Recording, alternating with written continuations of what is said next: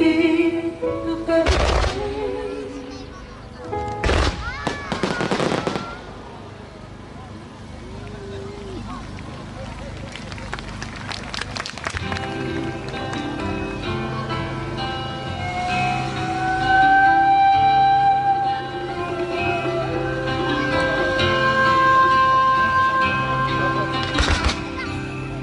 四角い窓の外秋深し今年最初の潮が降るちくたく鳴り響く部屋の中日々を来たる気に生きてます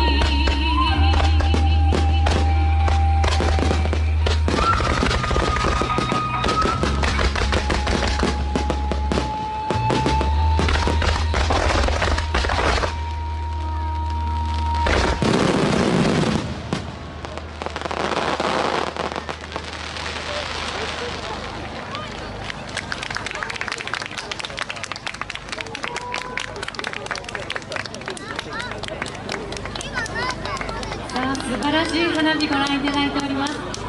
今のがまるでね、フィナーレかのような花火だったんですけれども、まだまだ続きますが、ここで一旦安全確認のために少しお時間をください。本日は利根川大花火大会2017にお越しくださいまして本当にありがとうございます。